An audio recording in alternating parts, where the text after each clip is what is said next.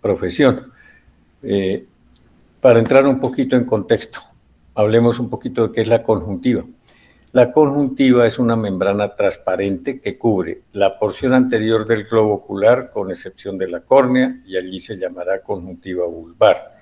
Cubre la cara posterior de los párpados, se denominará conjuntiva tarsal, y genera dos fondos de saco, uno superior y otro inferior, donde se denominará como conjuntiva del fornix o del fondo de saco. Esa conjuntiva está con un poco más de intensidad adherida a los tejidos profundos en los 360 grados alrededor de la córnea, área que se denomina limbo, y está firmemente adherida en la cara posterior de los párpados. En los fondos de saco la adherencia es menor, y por esta razón, cuando hay un proceso inflamatorio, pues se distenderá generando lo que llamamos quemosis, que como veremos en el transcurso de la charla. Característica importante para que tengamos en cuenta de la conjuntiva, además de lo que acabamos de hablar, es que es muy regular en su superficie y completamente transparente, como vemos en esta conjuntiva tarsal. ¿Por qué recalco esto? Porque en el transcurso de la charla encontraremos algunas alteraciones de esa transparencia y de esa regularidad en la superficie que nos van a facilitar el diagnóstico. Otra cosa importante de recordar, el epitelio de la conjuntiva es un epitelio plano, estratificado, no queratinizado, que contiene una gran cantidad de células caliciformes que producen mucina o moco, y acordémonos que la unión de esta mucina junto con la secreción de las glándulas lagrimales propiamente dichas y las accesorias, y junto con la producción oleosa de las glándulas de Meibomium, todo este conjunto van a conformar la emulsión que denominamos lágrima. Y la lágrima es otro elemento que nos ayuda a mantener lubricado ese segmento anterior y a regularizar más sus superficies, y en el caso, por ejemplo, de la córnea, nos va a permitir mantener la transparencia de la misma para que ella pueda hacer su función de ser el lente óptico de mayor poder en la visión. Bueno, una vez revisamos esto, entremos en materia. ¿Qué es un proceso de conjuntivitis? Pues es un proceso inflamatorio, y como todos esos procesos, pues estará caracterizado por vasodilatación. Al existir la vasodilatación, salen fácilmente de los vasos hacia los tejidos elementos celulares y líquidos, los cuales los van a infiltrar. ¿Y por qué se produce ese proceso inflamatorio? Pues generalmente por la agresión de bacterias, elementos virales, alergénicos o tóxicos que afectan a la conjuntiva. Y aquí estamos viendo los primeros cambios de ese proceso inflamatorio. Vemos una conjuntiva enrojecida, con una pérdida un poquito de transparencia. Vemos la presencia de la exudación, y que se nos va a manifestar por secreción que aglutina algo las bases de las pestañas, y empieza a aparecer el acúmulo de sustancias que distienden la conjuntiva, que será la quemosis. Entrando ya a desglosar cada uno de los diferentes tipos de conjuntivitis, hablemos de las conjuntivitis bacterianas. ¿Cómo clasificamos esas conjuntivitis bacterianas? Muy sencillo. Las conjuntivitis agudas no solo se clasifican porque son las más recientes en aparición en el tiempo de problema del paciente, sino que la clasificamos por el tipo de secreción. Las conjuntivitis agudas producen secreción mucopurulenta, como vemos en esta diapositiva.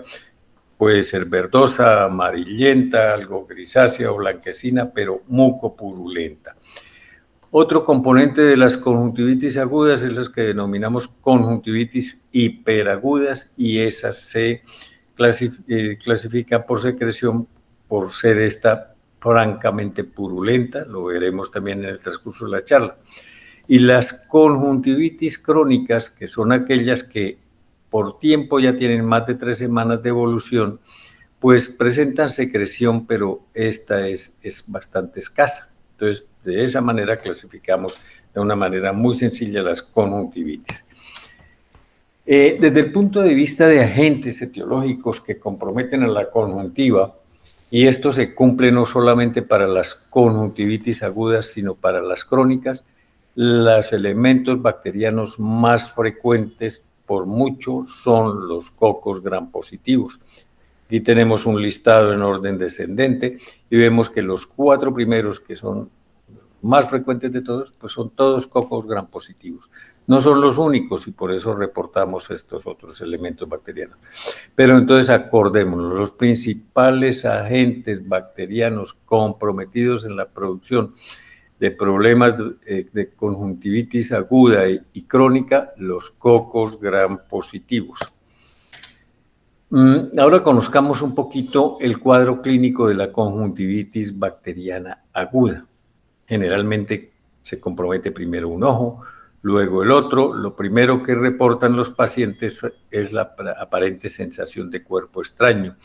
Y en respuesta a ese aparente cuerpo extraño se aumenta la producción de lágrima, habrá lagrimeo, va a aparecer el enrojecimiento por dilatación de los vasos conjuntivales y se nos va a manifestar con la secreción mucopurulenta. En este caso estamos viendo la blanquecina. Puede haber mayor o menor grado de hiperemia y de petequias. Y aquí estamos viendo en esta diapositiva lo que es la distensión de la conjuntiva en los sitios de menor adherencia, que es lo que denominamos quemosis, ¿cierto? También se acompaña un poco de edema de los párpados, pero este es el cuadro clínico de la conjuntivitis bacteriana aguda. Ahora, ¿qué conocemos hasta el momento de las conjuntivitis bacterianas agudas? Conocemos los agentes etiológicos, conocemos el cuadro clínico, pues entonces ya estamos capacitados para ayudarle al paciente con un tratamiento a controlar su problema infeccioso.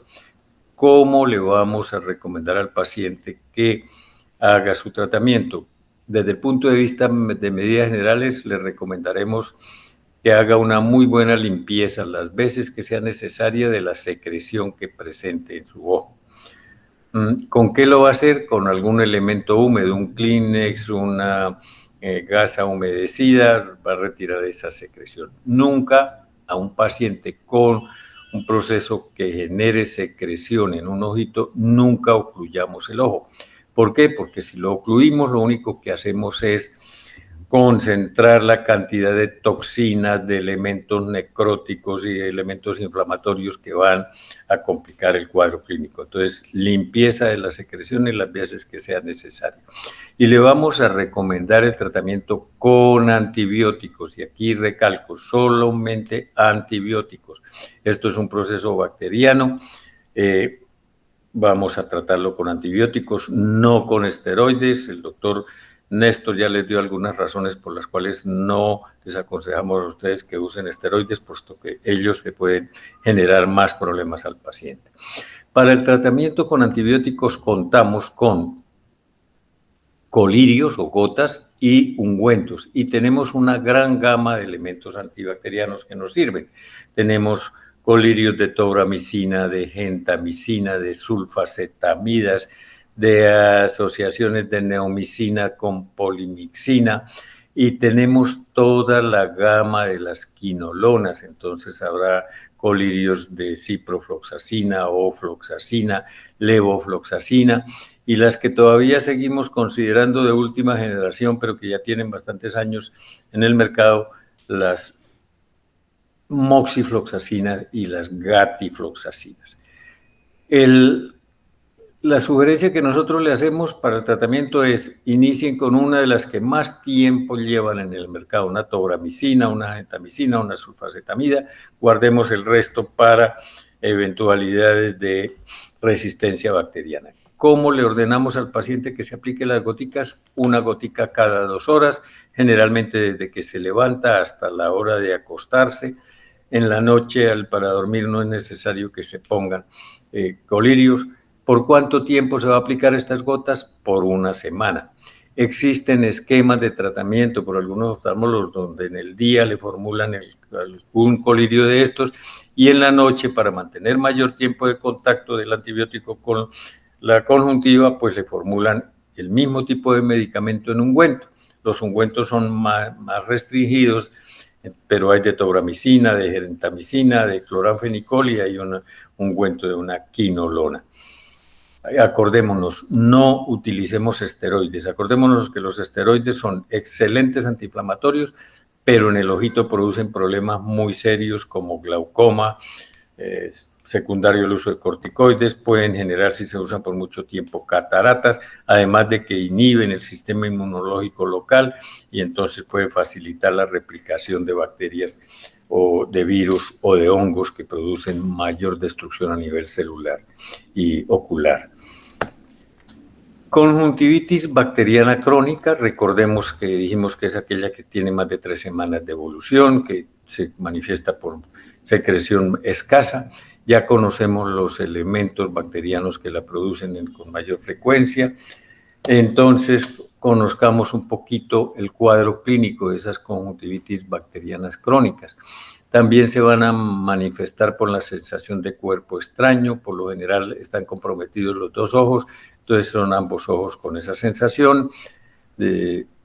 Habrá algo de enrojecimiento, pero ya nada parecido al proceso agudo, ¿cierto? Y dijimos que la secreción es escasa. Donde más vamos a encontrar elementos que nos facilitan hacer un diagnóstico es a nivel del borde de los párpados. Ese borde de los párpados lo vamos a encontrar edematoso, algo enrojecido. El paciente nos refiere o nosotros nos alcanzamos a observar que presenta una gran cantidad de escamas o caspas, como le dicen los pacientes, adosadas al borde, a la base de las pestañas. Y se nos va a manifestar por la alteración de todas las estructuras que están especialmente en el borde de los párpados. Allí están las glándulas de meibomio, entonces van a estar inflamadas con meibomitis, aparecerán los suelos o chalaciones, los folículos pilosos al estar afectados pues harán que se caigan muy fácilmente las pestañas y los pacientes lo refieren, o nosotros nos observamos que hay pérdida de pestañas. Y producto de las toxinas que se liberan en estos procesos crónicos, pues se altera la piel alrededor de esos párpados. Entonces puede haber algo de dermatitis eczematoidea y algo de maceración de la piel a nivel de los cantos. Entonces, este es el cuadro clínico de la conjuntivitis bacteriana crónica, que también nos podemos referir a ellos como blefar o conjuntivitis bacteriana crónica, puesto que está comprometido el párpado y la conjuntiva. Bueno, ¿cómo le recomendamos al paciente que realice el tratamiento de una conjuntivitis bacteriana crónica?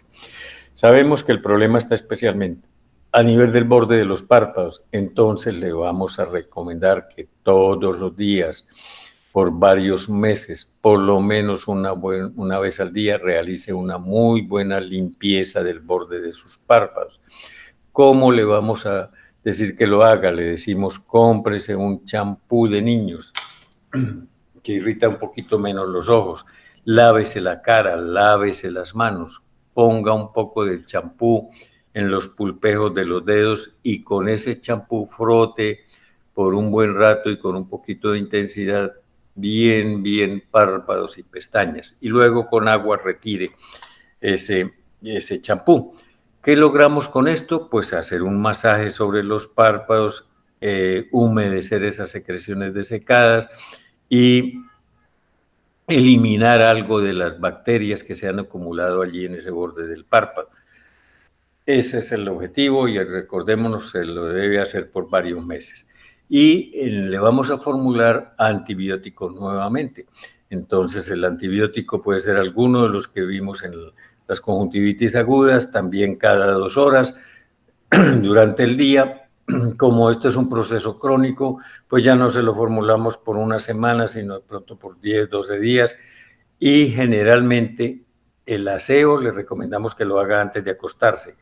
Y después de hacerse el aseo y de estarse aplicando en el día los colirios, en la noche le formulamos del mismo ungüento del mismo tipo de medicamento, pero en ungüento para que se aplique algo sobre el borde de los párpados, también por unos 10, 15 días. Ese es el manejo que le damos a la conjuntivitis bacteriana crónica o blefaroconjuntivitis bacteriana crónica. Bueno, vamos a revisar un componente que es diferente, su agente etiológico en su cuadro clínico, mucho más agresivo, que es el caso de las conjuntivitis bacterianas hiperagudas.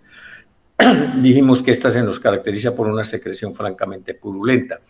Y los cambios aquí, ¿cuáles son? Desde el punto de vista de etiología, básicamente es la Neisseria y casi que específicamente la Neisseria gonorrea. Al estar hablando de Neisseria, pues ya nosotros debemos recordar que entonces que esta es una enfermedad de transmisión sexual que va a implicar por lo general infección de los órganos sexuales con secreción a nivel de uretral, o sea, uretritis, secreción, o cervicitis y secreción, y vía mano termina llegando ese proceso infeccioso a los ojos y nos va a generar este problema muy serio.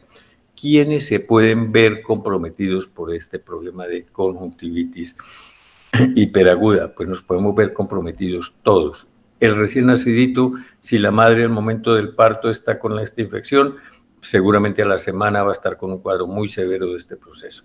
De ahí en adelante, a medida que vamos entrando en actividad sexual y sobre todo en promiscuidad y en malos hábitos sexuales, que es lo que se está presentando ahora con frecuencia, pues vamos a estar más expuestos a tener este problema que es bastante serio, como veremos. ¿Cuál es el cuadro clínico?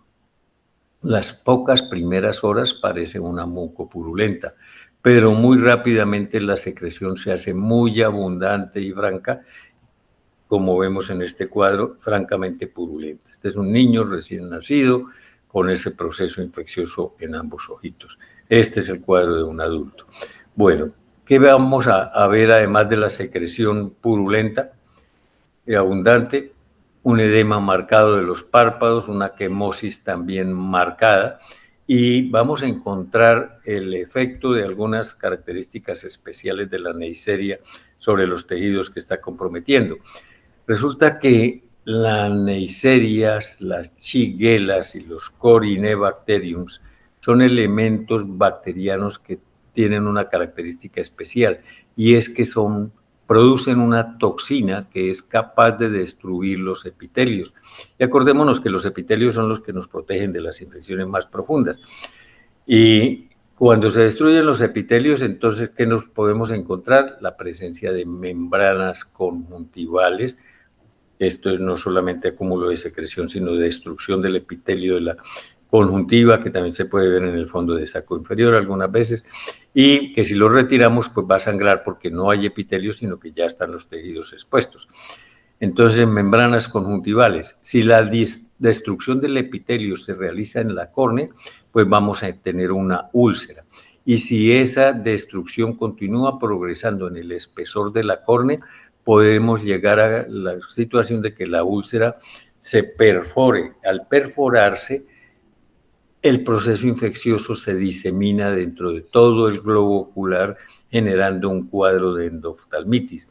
Y tener una endoftalmitis, especialmente por Neisseria o por cualquier otro tipo de bacterias, es tener el ojito en grave riesgo de perderse definitivamente desde el punto de vista de visión y de anatómicamente también. Entonces, todo esto hace que cuando pensemos en que el paciente que estamos viendo o que nos está consultando puede tener un cuadro, una conjuntivitis bacteriana hiperaguda por Neisseria, les recuerdo, pues es un caso muy grave y que tenemos que manejarlo intrahospitalariamente en los primeros días, por lo menos.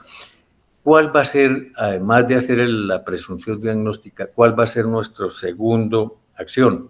Hacer que el laboratorio le tome una muestra de esa secreción, que prepare laminillas para tinciones y que prepare elementos para realizar cultivos y antibiogramas que le permitan y que nos permitan a nosotros identificar exactamente la Neisseria como productora de este proceso. Pero si nos esperamos todo esto, el resultado puede demorarse 3 o 4 días. Para fortuna nuestra, acordémonos de esto, las Neisserias, cuando vimos microbiologías, nos dijeron, son elementos que se manifiestan por ser diplococos gram negativos. Entonces, si en el frotis que el laboratorio clínico puede realizar y está reportando resultados hacia la 1 o 2 horas de haber hecho esa frotis, nos está reportando diplococos gram negativos, pues ya no debemos esperar hasta que nos confirmen la presencia por los cultivos. sino que inmediatamente iniciamos tratamiento, y el tratamiento tiene que ser muy agresivo por el alto grado de destrucción que puede generar en el ojo. Desde el punto de vista local, ¿cómo lo vamos a enfrentar? Tiene mucha secreción, pues hay que realizarle limpieza de esa secreción cada 15 minutos, cada 20 minutos o cada media hora, como sea la intensidad de esa secreción. Y cada vez que le realicemos esa limpieza, la cual el personal que lo haga debe estar protegido con guantes por lo menos, cada vez que le realicemos esa limpieza le vamos a aplicar una gota de una quinolona de cuarta generación, o sea, una gota de una moxifloxacina o de gatifloxacina. Debemos aprendernos los nombres comerciales de ellos para poderla formular. Entonces, ese es el manejo tópico. Siempre estos pacientes tienen que recibir tratamiento sistémico. Primero, por la agresividad del proceso a nivel ocular. Segundo, porque generalmente tienen la infección también a nivel genital. Anteriormente se hacía el tratamiento con penicilina G, como está aquí en esquema. Después apareció la cefotaxima. En la actualidad se hace con ceftriaxona, 1 gramo al día, intramuscular por 3 días. O también existen otros esquemas, que son las quinolonas, la ciprofloxacina, 1 gramo al día por 5 días vía oral, o acitromicina, 1 gramo el primer día y 500 miligramos en tabletas por 5 días más. Ese es el tratamiento que deben recibir estos pacientes. Y siempre, por lo general, nos asociamos con el urólogo o con los ginecólogos para que ellos se encarguen de descartar algún otro problema a nivel genital de este proceso infeccioso. Otra cosa que estamos viendo, también producto de la promiscuidad y los malos hábitos sexuales que estamos teniendo, es la infección por 2 elementos también de transmisión sexual. Uno, la Neisseria, y otro, las clamidias. Entonces, cuando pidamos el frotis, pidamos que el laboratorio también nos trate de identificar en esa secreción la presencia de clamidias. Si hay algo de ventaja es que el tratamiento para las clamidias y para la Neisseria es prácticamente el mismo, y también nos tenemos que asociar con los ginecólogos y con los urólogos. Bueno, ¿alguna pregunta con respecto a las conjuntivitis bacterianas que acabamos de ver?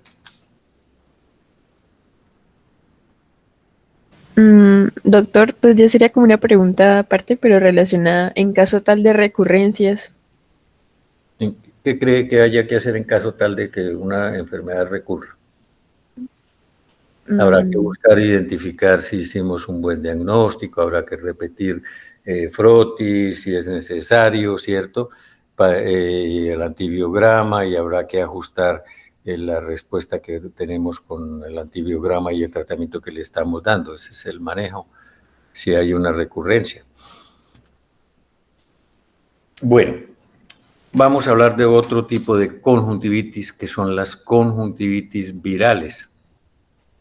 Las conjuntivitis virales, nosotros las identificamos como conjuntivitis, especialmente en los casos agudos virales, o como conjuntivitis foliculares agudas. ¿Por qué indistintamente hablamos de estos dos términos? Porque se nos van a manifestar por la presencia de estos elementos. Y aquí estamos viendo que los vamos a buscar en el fondo de saco inferior.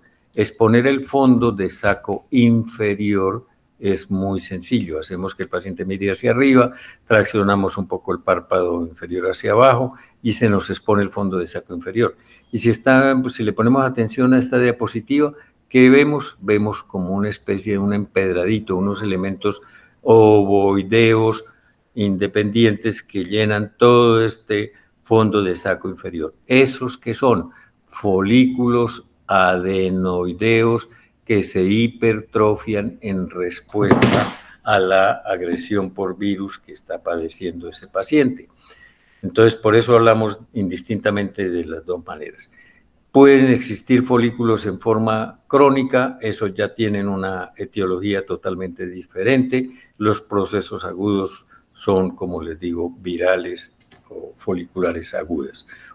Bueno, para hablar de conjuntivitis viral, hablemos un poquito entonces de cuáles son los principales virus que comprometen la conjuntiva.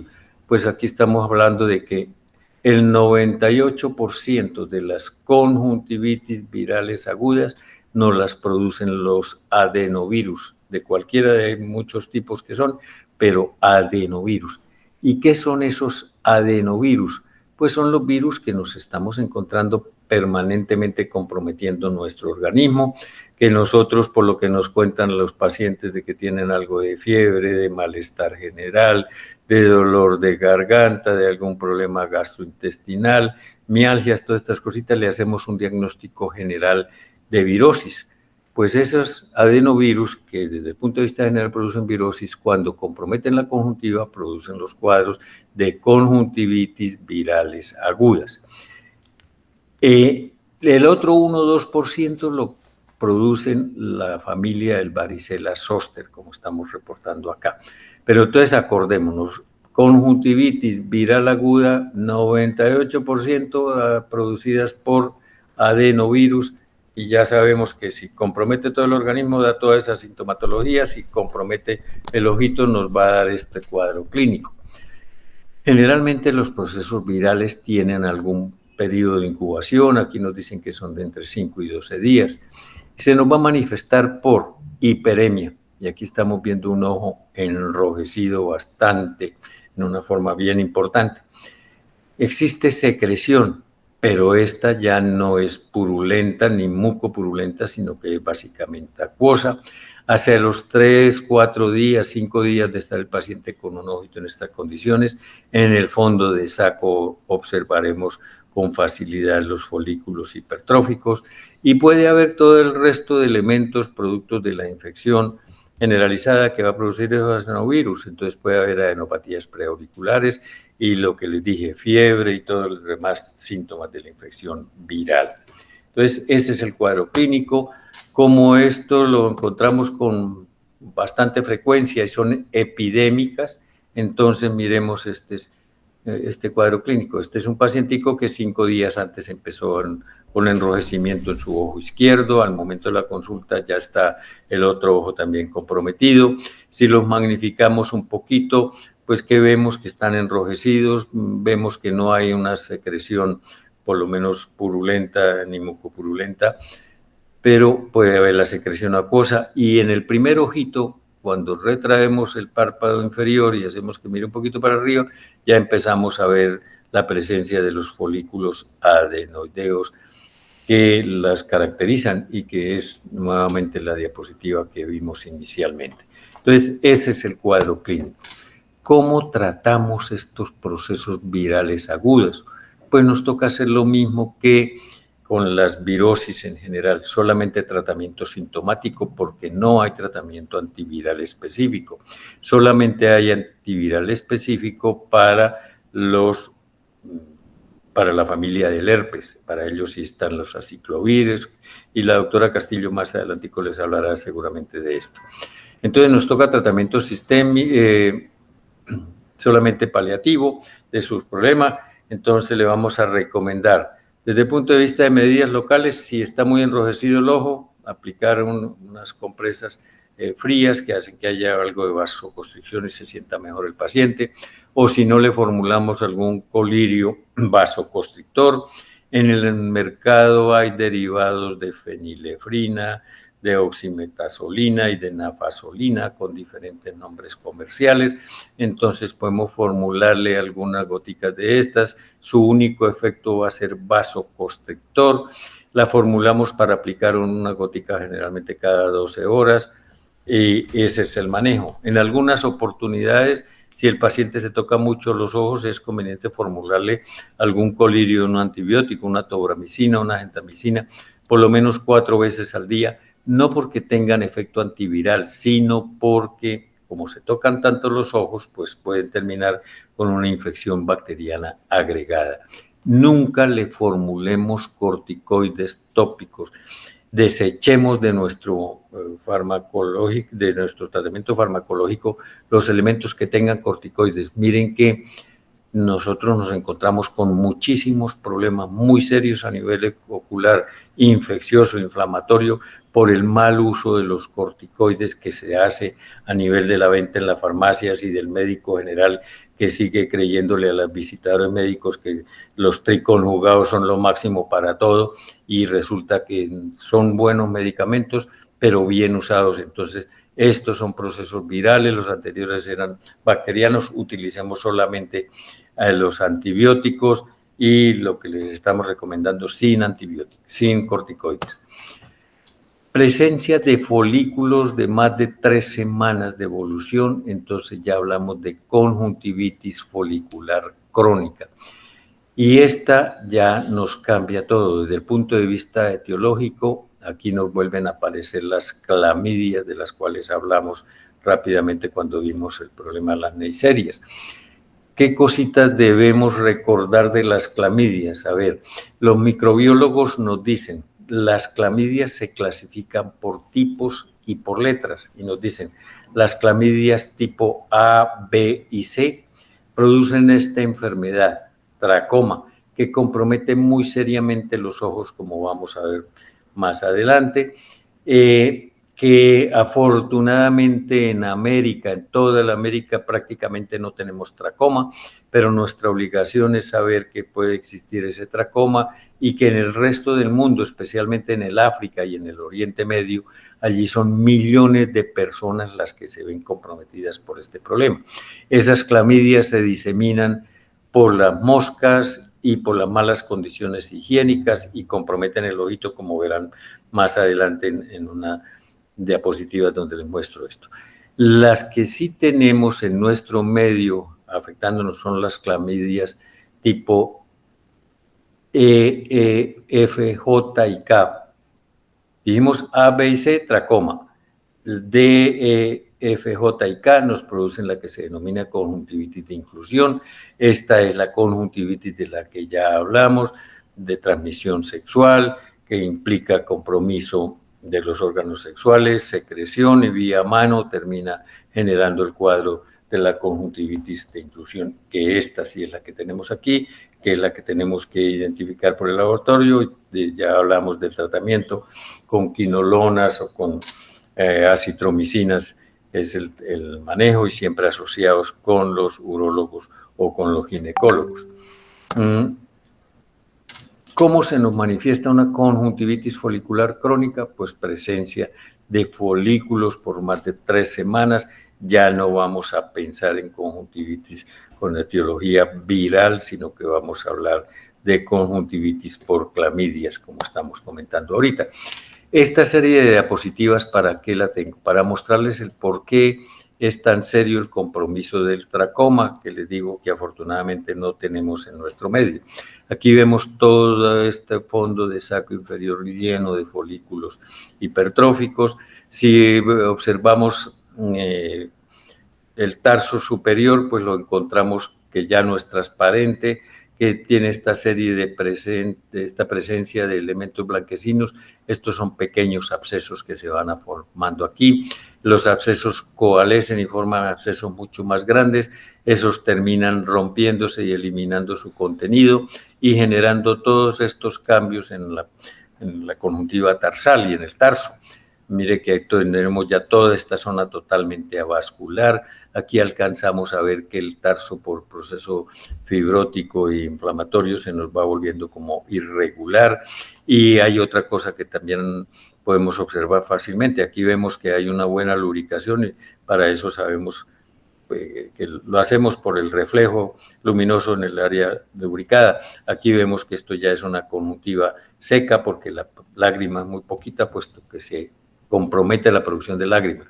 Producto de todo ese proceso inflamatorio fibrótico, se rotan los párpados hacia adentro, estos arrastran las pestañas y se nos convierten los párpados y las pestañas, en lugar de ser elementos protectores del ojo, en elementos que traumatizan con cada parpadeo la superficie del ojo y los epitelios del ojo, y al hacer microabrasiones, pues allí van a entrar otro tipo de bacterias, van a producir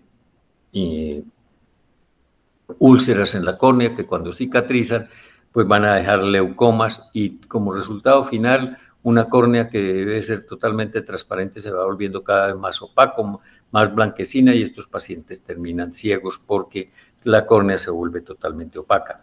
Con un inconveniente muy grave, se le puede manejar todo el problema de los párpados y de las pestañas, se le pueden hacer trasplantes de córnea para recuperar la transparencia de la córnea, pero como quedó afectada en forma definitiva la producción de lágrima, pues no va a funcionar sobre todo el problema de los trasplantes de córnea y los pacientes van a tener ceguera de ambos ojitos si están comprometidos. Y por eso les decía que en el Oriente Medio y en el África, allí sí son millones de personas con este problema y con el riesgo de terminar en estas dificultades.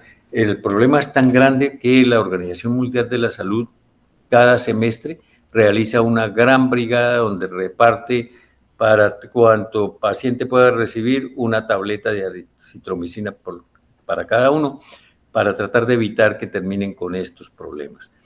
Entonces, eso es el tracoma y producido por clamidia. ¿Cómo se trata? Bueno, pues eso ya la vimos anteriormente, no existían los medicamentos que comentamos, nos tocaba con muchas semanas de tratamientos a alta dosis de tetraciclinas en los adultos, en los niños eran eritromicina porque no podíamos darles tetraciclina, pero en la actualidad pues ya el manejo es el que comentamos. Bueno, ¿alguna pregunta rápida que tengan con respecto a las conjuntivitis foliculares?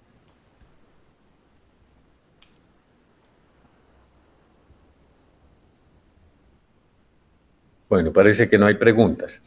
Vamos a terminar entonces ya con la revisión del último tipo de los conjuntivitis, que son las conjuntivitis alérgicas. Para que comprendamos un poquito más qué pasa con la alergia, acordémonos de esto. ¿Cómo terminamos nosotros siendo pacientes alérgicos? O sea, pacientes que respondemos en forma muy agresiva a elementos que hay en el medio ambiente y que denominamos alergenos. Pues la forma más frecuente es que terminemos siendo alérgicos por vía herencia. Si yo tengo un padre que tuvo o tiene asma, una madre que tuvo o tiene asma o dermatitis atópica o algún problema alérgico mayor, la descendencia de ese unión familiar pues va a tener algún grado de componentes alérgicos. ¿Y qué va a ocurrir cuando nace el niño producto de esta pareja? Pues se va a encontrar en el medio ambiente al momento de nacer una gran cantidad de elementos flotando en el medio ambiente. Esos elementos son los alergenos. Los alergenos se depositan sobre los epitelios, sobre la piel del niño o sobre las membranas mucosas respiratorias, y allí se encuentran con millones de células presentadoras de antígeno. Ellas captan ese alergeno o ese antígeno, se lo presentan al sistema inmunológico.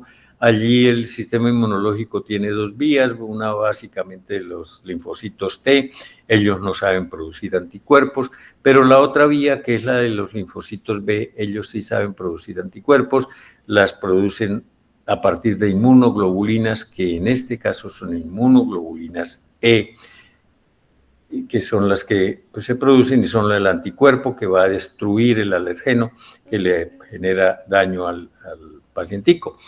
Entonces, una vez los linfocitos B producen esos anticuerpos, los liberan en el torrente sanguíneo, allí se van a encontrar con millones de estos elementos celulares, que son los mastocitos, se le adhieren a la pared celular de ese mastocito y hacen que ellos empiecen a producir y a generar y a tener en vacuolas una serie de elementos listos para diseminar en la segunda oportunidad en que aparezca ese alergeno. Y entonces aparecerán vacuolas con histaminas, heparinas, toda esta serie de enzimas, y también se va a activar toda la cascada del proceso inflamatorio. Entonces, por esta vía se nos vuelve un proceso crónico. Y por esta vía tenemos especialmente la sintomatología aguda que generan esos alergenos en contacto con nuestra conjuntiva. Y nos aprovechamos un poquito de la histamina porque nos ayuda a entender el cuadro clínico. La histamina, cuando actúa sobre las terminaciones vasculares de la conjuntiva, ¿qué va a producir? Vasodilatación, entonces el ojito alérgico va a ser algo enrojecido. Actúan sobre las células caliciformes, ellas producen moco, la ponen a producir más moco, entonces la secreción del problema alérgico va a ser mucosa. Y cuando actúan sobre las terminaciones sensitivas de la córnea, y acordémonos que la córnea es el área de la superficie corporal más altamente inervada desde el punto de vista sensitivo, ¿qué van a producir? Pues nos va a producir prácticamente el diagnóstico para nosotros. Produce prurito, o sea, los pacientes con problemas alérgicos los van a consultar porque los ojos les rascan en mayor o menor intensidad, pero les rascan y ese básicamente es el motivo de la consulta, sumado a la secreción mucosa que es más abundante, el enrojecimiento, pero básicamente el prurito. Bueno, entonces,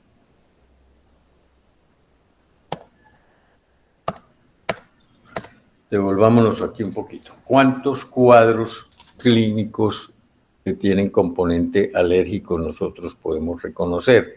Aquí tenemos un listado y estos son los 4 cuadros más importantes del problema alérgico, de los cuales vamos a hablar solamente de los 2 primeros. ¿Por qué? Porque entre estos 2 son prácticamente el 97-98% de los casos de conjuntivitis alérgica que nos comprometen. Entonces, el primer cuadro clínico que corresponde al 91-92% de los procesos alérgicos es el que denominamos conjuntivitis alérgica estacional. Se llama así porque en países que hay estaciones, en primavera y en verano se liberan al medio ambiente muchos pólenes que son los alergenos que al entrar en contacto con la conjuntiva y con la mucosa del paciente, pues les disparan toda la sintomatología alérgica. ¿A quiénes compromete esta conjuntivitis alérgica estacional? Al niño desde recién nacidito y al adulto hasta edades mayores. ¿Por qué? Porque cada vez que va a entrar en contacto con estos alergenos le va a generar toda la sintomatología.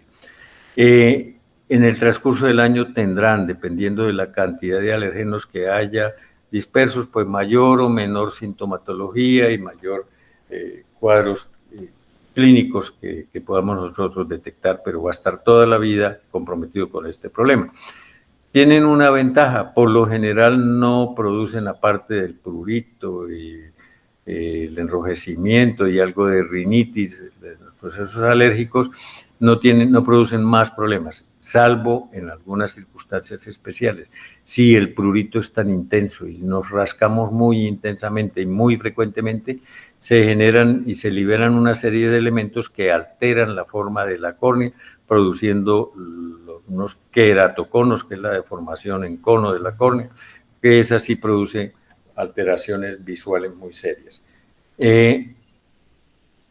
El siguiente cuadro clínico es el de la queratoconjuntivitis vernal. Corresponde más o menos al 5% de todos los cuadros clínicos alérgicos.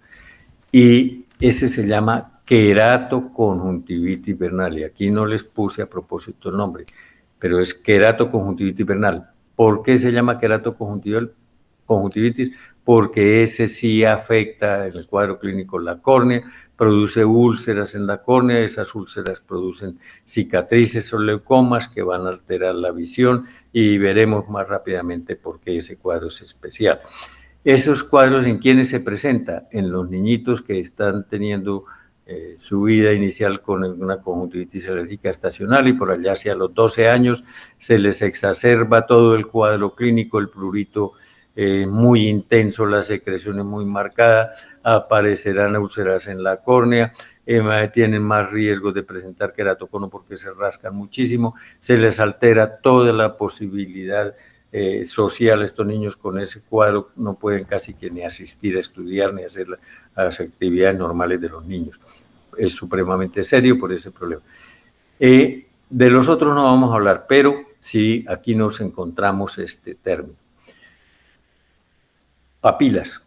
Acordémonos antes de esto, dijimos las conjuntivitis virales se nos manifiestan por la presencia de folículos adenoideos, debemos buscarlos en el fondo del saco inferior, ¿cierto? Y ese nos hace el diagnóstico de la conjuntivitis viral aguda.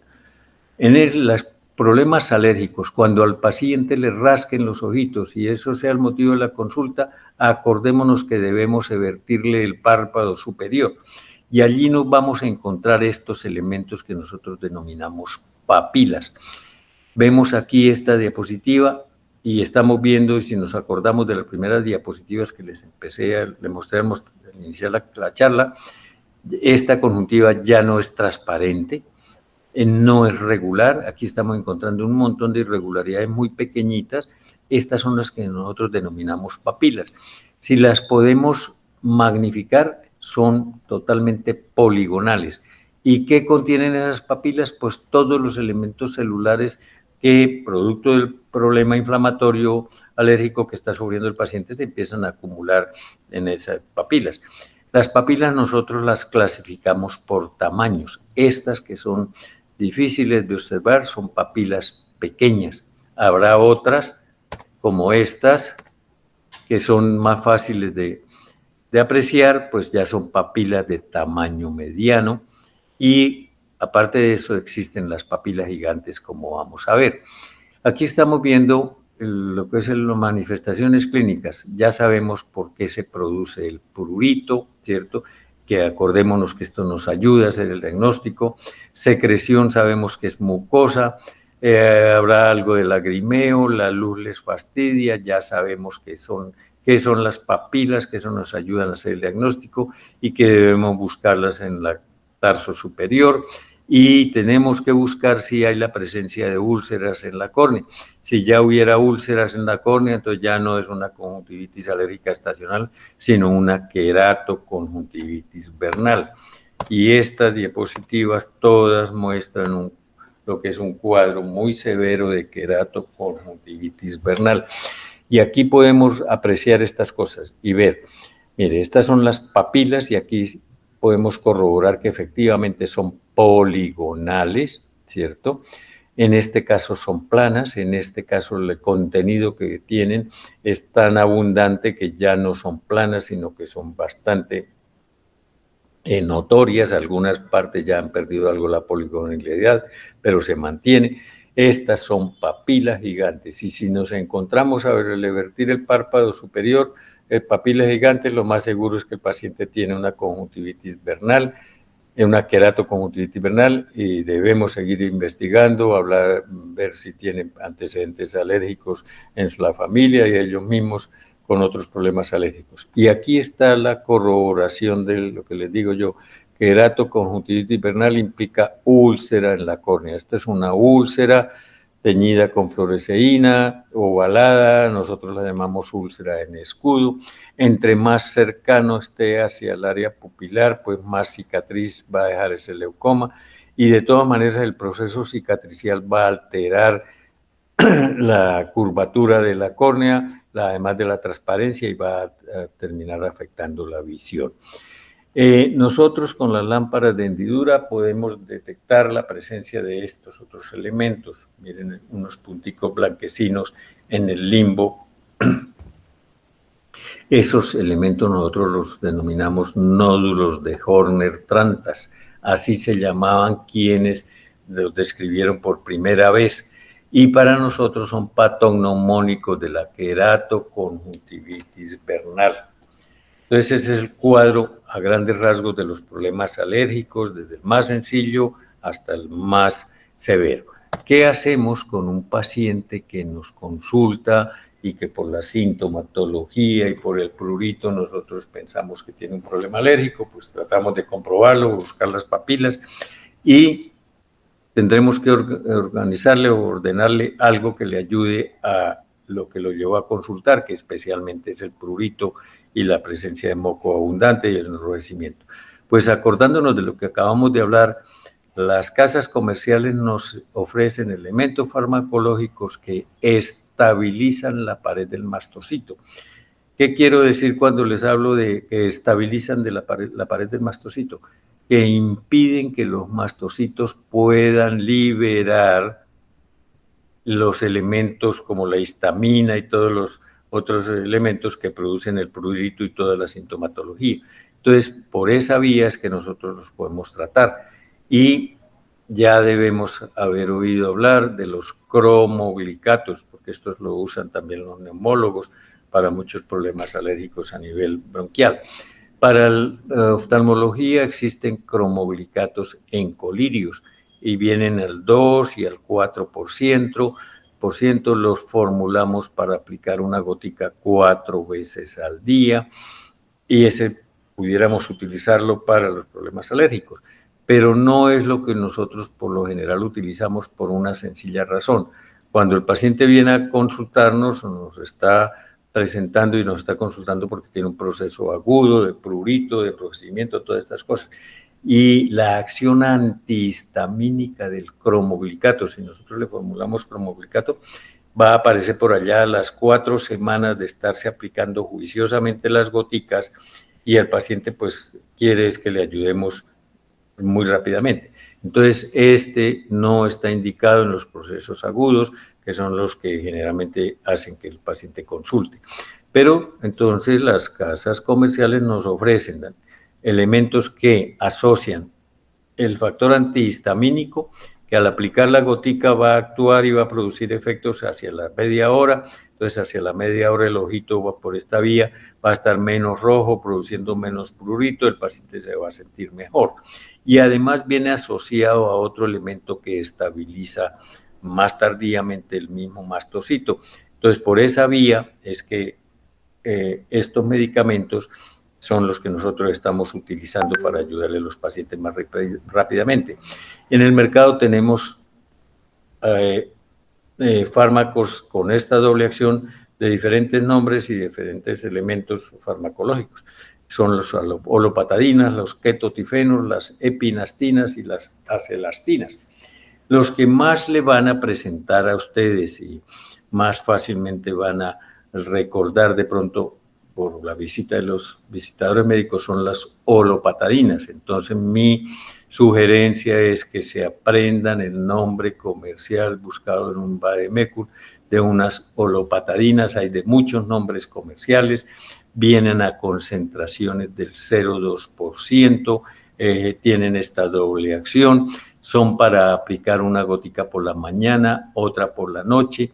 Lo mismo que los cromoglicatos no tienen casi efectos secundarios, entonces los podemos utilizar sin mayor restricción. Y por esa vía es que nosotros le podemos ayudar a los pacientes, sobre todo a los pacientes de las conjuntivitis estacionales. En las queratoconjuntivitis, esas sí ya las olopatadinas solas no les van a ayudar y tendrán ustedes que remitirla a nosotros porque esos son casos muy graves de problemas alérgicos. De tal forma son tan serios esos problemas de las queratoconjuntivitis vernales que a nosotros nos toca darles tratamiento con antihistamínicos orales, tenemos que utilizar corticoides tópicos y orales por algún tiempo, sabiendo los efectos secundarios nocivos que tienen, pero tenemos que usarlos para ayudar a controlar al paciente. Tenemos que hacerle tratamiento con ciclosporina, que es un inmunosupresor tópico, o con ciclosporina y con tacrolimus, y muchas veces en estos casos muy severos tenemos que asociarnos con los inmunólogos y los alergistas para que ellos realicen pruebas y tratamientos sistémicos desensibilizantes que nos ayuden a nosotros a controlar el problema conjuntival. Y esas papilas y esas úlceras muchas veces tenemos que llevarlas a cirugía para debridarlas, buscando que haya la menor cantidad de secuelas producto de esas queratoconjuntivitis vernales. Bueno, con esto ya termino la revisión de lo que son los problemas alérgicos. Si hay alguna pregunta, hagámosla para tratar de aclararla, porque ya la doctora Castillo debe estar por ahí para su charla.